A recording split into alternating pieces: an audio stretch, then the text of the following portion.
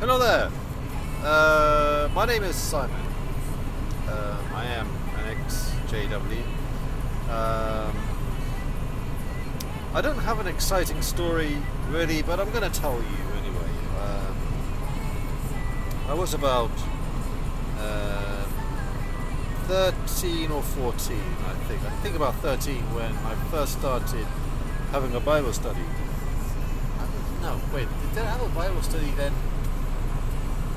I certainly knew of Jehovah's Witnesses anyway at the time. My mum was having a study at that time, and I can remember watching TV in the lounge, and they'd be having the study in the lounge at the same time, which was quite distracting. And periodically I'd hear them say something, and I'd be like asking questions, like you do. And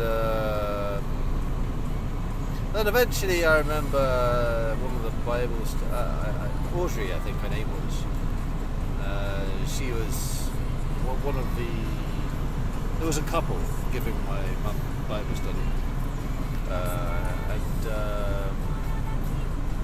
Audrey, who my mum got on medal with, she said to me, you should have a Bible study of your own or something,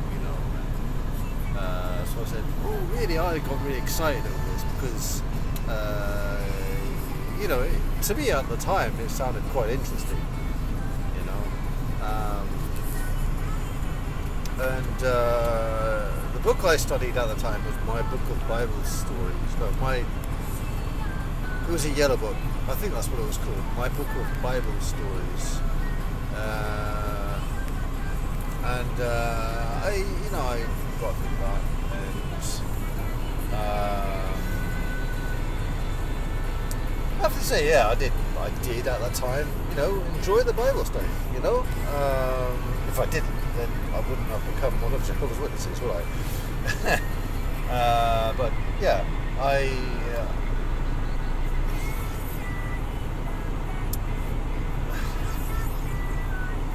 I'll cut a long story short, actually, because, I was Jehovah's Witness for about 10 years, I think. Well, that is to say, I count, all my experiences, going to the meetings to the time I left as being one of Jehovah's Witnesses. I was baptized, so when you're baptized, you are officially a Jehovah's Witness. Not until, because otherwise you're just the Bible study. But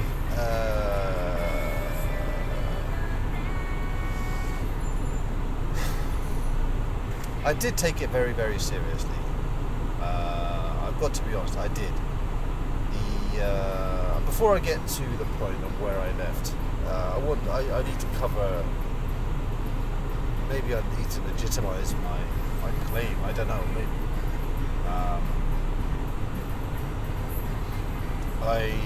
I wasn't like a full-time pioneer on anything. Once I auxiliary pioneered. That was if you do not know, auxiliary pioneering is when you see Jehovah's Witnesses going from door to door, and they're doing the preaching work, and some of us, not now us, including me now, but some of them, they strive to do a set time limit,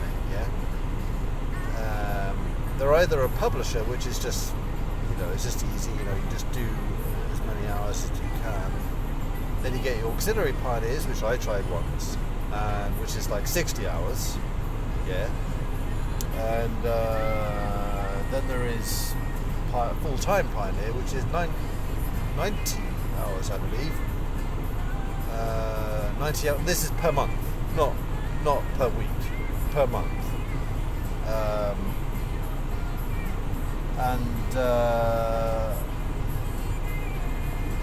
I did that once, and I think I got to like 70 hours or something because I got carried away. But sometimes I'd give talks. but I wasn't of any particular position in the congregation. I was nobody really, you know. I'm not going to say, oh, I was this, that, and the other, you know. I mean, I was just a brother, you know. That's all I was. I often questioned. I questioned too much, according to some elders. You know, I didn't understand their problem with me asking questions, because questions are important. You know, if you don't ask questions, how are you going to know? You know, that was my position. How am I supposed to know if I don't ask questions? You know, I'm not trying to be difficult. You know, I just wanted to ask. You know, why this? Why that? Oh, my friend says this. You know, oh yeah, I did say that. I mean, I know it's a bit disingenuous, but when you're at school and your friends come up to you with some question, you're like, oh, I don't know the answer to that. I'll go out and go find out. And then you go to an elder, or you go to one of your friends or whatever, and sometimes you just get fobbed off, and you just think, oh, I don't know, try brother such and such, and you think, oh, okay, he'll probably know then, and you know, you go to that particular brother and you ask them this particular question about why this, why that, and they give you some clever answer, and you're like, oh yeah, that's clever, and you know, and then you go and tell your friend this, what you think is a clever answer, and it gets blown back in your face, because they're like, oh, that old chestnut, eh, blah blah blah blah. And you know, I had a bit of a weird time at school. I was always confrontational, I suppose, at school. But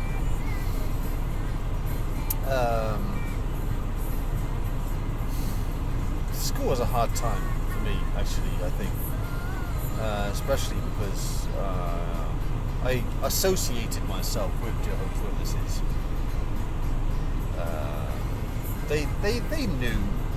They knew everything that what I now know to be untrue, but what it is, what I now know, what I can see now from the outside, they knew straight away, you know, but I was oblivious to it because you know, my eyes are blinded. You know, I looked at it. This is the truth.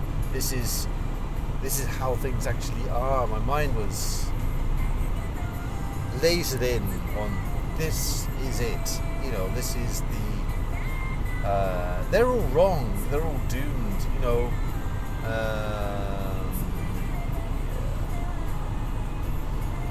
But the things that got me, I want to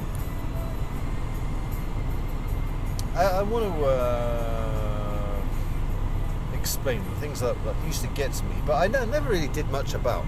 You know, they were just those little drops of water that I don't know how to illustrate this. The blood teaching, for example, yeah. I went along with it. I mean, I didn't want to like rock the boat too much, but I did have a lot of questions about it, because when I was told, for example, that, you know, not allowed blood transfusions, I wasn't that bothered about it, because I kept thinking to myself, well, what are the odds of me having a blood transfusion in the first place? You know, I'm careful. I don't go around, you know, just running out into the middle of the road. You know, I'm not. I viewed myself as a safe person. You know, I'm with common sense. I'm not gonna put myself in a situation where I'll be in a severe accident and need a blood transfusion. But of course, that is the thing. Probably everybody thinks that way. You don't know you're going to be in a severe accident. You know, you think how many times you're in a car, and any time you get in a car, that journey could be the very journey you have a severe accident. You cannot foresee what will happen. Like, I'm at work right now, yeah? I've finished, and all I've got to do is go home. It takes about 5 minutes from here. And I'm in the countryside. It's very quiet. In theory, there's no cars on the road. Well, no cars on the road.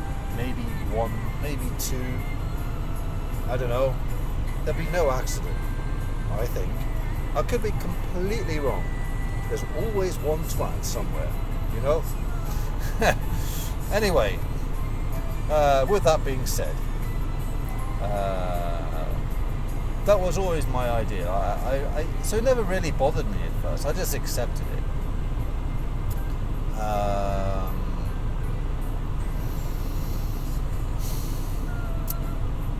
But when I remember when questioning, well, why though?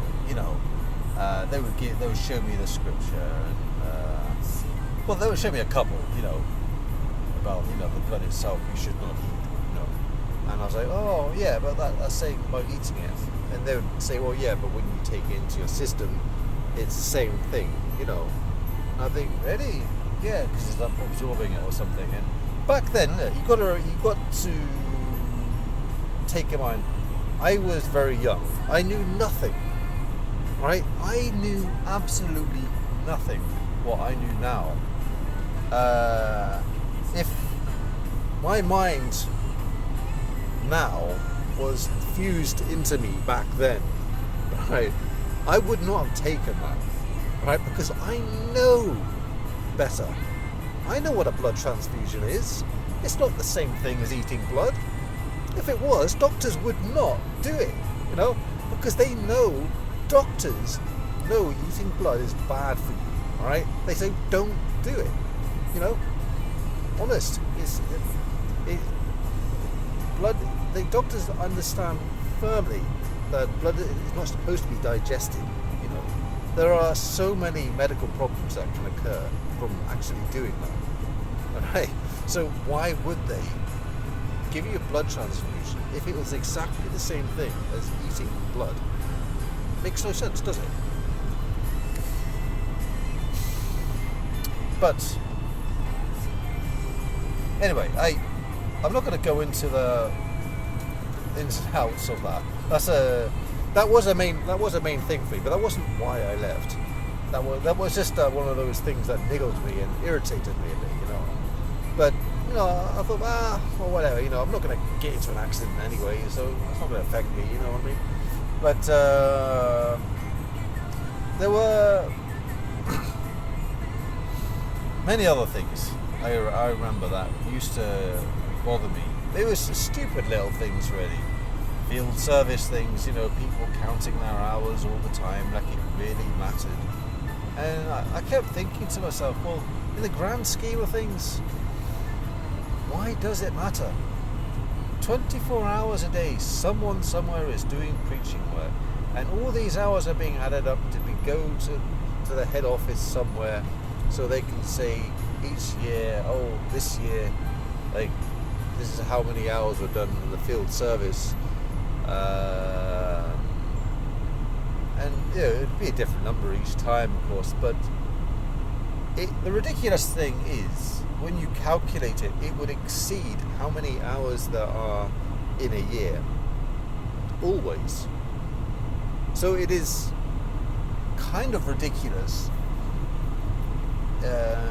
Because, well, for obvious reasons, there are only 24 hours in a day.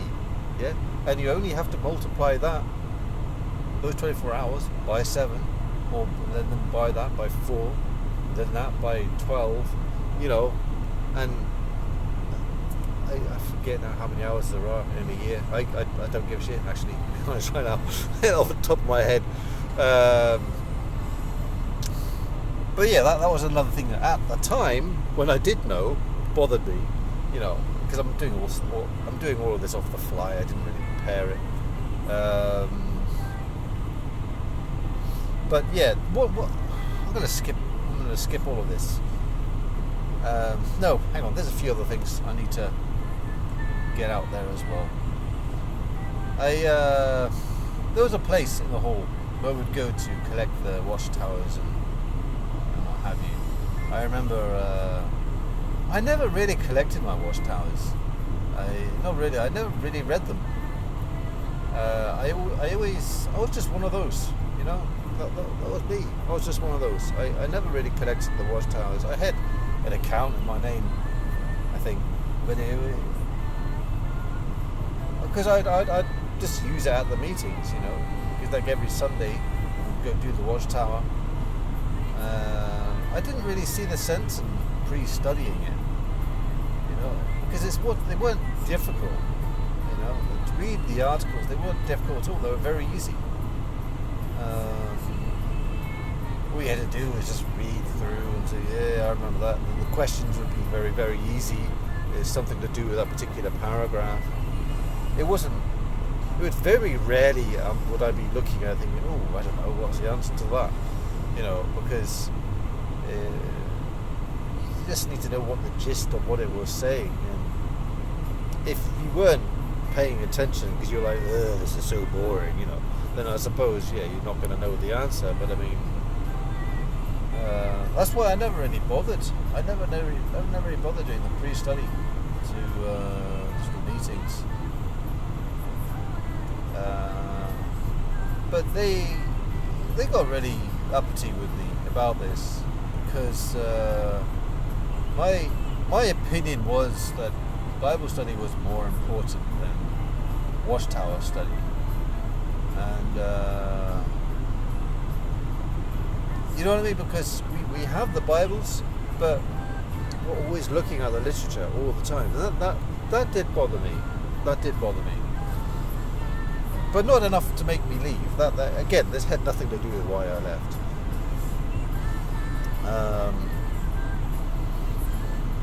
Oh man, life. It's all coming back to me now. The more I think about this. Yeah. Anyway, I'll just I'll crack on there now. I'll tell you why I left. I was lonely, you know. For the large part of my life as one Jehovah's Witnesses, because you know I started off as an early teenager. I didn't have a girlfriend ever throughout that time. All my friends had, all my friends, you know, my neighbours, you know, my friends in my neighbourhood who I grew up with, they all had in and out of girlfriend relationships and you know whatever, and I missed out on all that. And in our Kingdom Hall, there were very few eligible sisters. There were a few I had my eye on, you know, of course. But I didn't know what to do, because I always looked at myself as, well,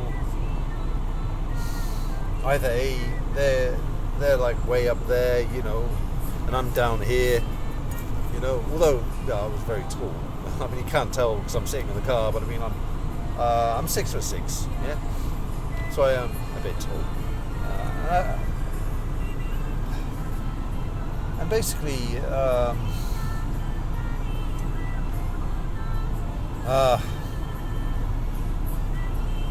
and throughout my early 20s, you know, I didn't have a job, and I couldn't approach any sisters because I was thinking, well, what have I got to offer them? You know, nothing. I don't have a job. I can't support them. You know, it's not like I can say, right, you know, be able to like, you know, go through the whole routine of dating, and I wouldn't be able to support them. I know it's daft me thinking this now, but at the time, it's just the way the whole image of dating and the whole view of getting married, you know, dating in view of getting married is impressed on you as Jehovah's Witness. It's not like the normal real world where dating is just a bit of fun, you know, and that's it. You know, it's taken too seriously, way too seriously, and that kind of made a major impact on me. Even now, to some minor, it's just, what can I say? I still have what I might call vestige reactions to dating, if you know what I mean. I mean, well, not dating. I'm a married man now. I've got to change the angle of this phone. It's weird. You're looking at me, you don't know.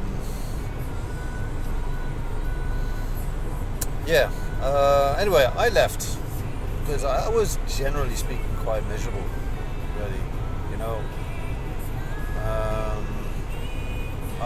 A friend of mine from the whole, he wasn't baptized, but he was brought up in the truth. Not the truth. Well, he was brought up in it, and I remember him saying to me once, he was thinking of leaving. I was like, "Whoa, what are you doing, man?" He goes, "Yeah, I didn't want to tell anyone, but I'm going to tell you, you know, because we're close, you know, we're good friends." And he told me that he was thinking of joining the army. He was saying, you know, but he was getting some training in first, you know, doing some kickboxing. But he hadn't told his mum and dad. He just said he was doing some circuit training. He told me, and I thought, oh wow, man, this is heavy, you know, and you know. But eventually, when he left, it kind of made an impression on me. I thought, I could do that. Because at the time, I mean, I was actually in lodging at the time with brother and sister. Again, this is another long story. It's to do with my family background. My mum and dad were getting a divorce at the time, and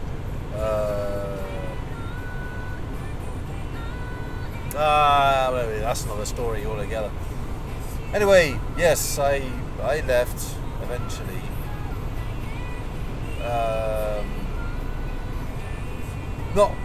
Wait a minute. I didn't actually say how I left. I said how my friend left. How I did a similar thing, I guess, but it wasn't quite the same. I stopped going to the meetings from the point where, believe it or not, I actually met a girl. We didn't have sex or anything. We just it was a drunken thing. We just kissed. My first kiss. Fucking hell, man. That was a bit rubbish, but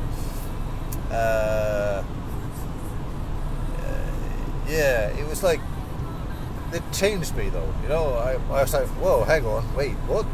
Women? You know, I mean, I thought, I'm a good looking man after all, I thought, you know. I mean, not now, I'm an ugly bastard now, you know, but you know, back then probably was a bit of a looker, but I didn't think I was, you know. I was totally repressed, you know. I was totally repressed. Anyway, yeah, like I said, I left. Nothing really happened between me and this bird in the end, but that didn't matter. I didn't care, you know. It changed. Something of it changed from that moment. It was only a tiny thing, and me leaving. Okay, I didn't just go from being like super strong to just leaving. Yeah, I did weaken over time, I suppose, because I had so many doubts in my mind. You probably all aren't watching this by now. This has been going on for now, 23 minutes, 24 minutes now. I'm seeing on this on the timer of this video.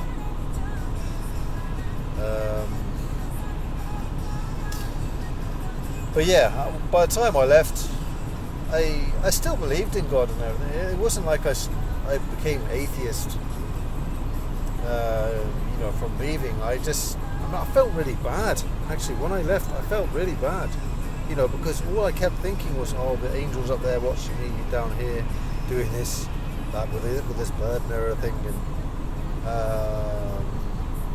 and I've honestly, it kind of tormented me for a long, long time. You know, things that I did, jobs I had, you know, my lifestyle, how it changed rapidly when I left and I was living in the real world, which I refer to the real world now, as opposed to just the world, as they call it, because Because life is very different, you know. It is so different. I'm glad I did leave. Otherwise, I wouldn't be where I am today. You know. At the end of the day, I would still be in the same old rut. You know. I mean, I don't know. Maybe I would have left at a different time. Who knows? You know. I mean, I'm now living in Japan now. I mean, I lived in England, but as you can probably tell with my accent.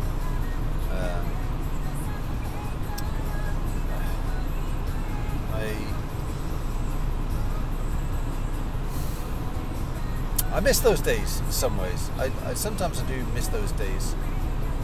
Everything is changed, but half that is economy at the end of the day, you know. It's not too brilliant right now.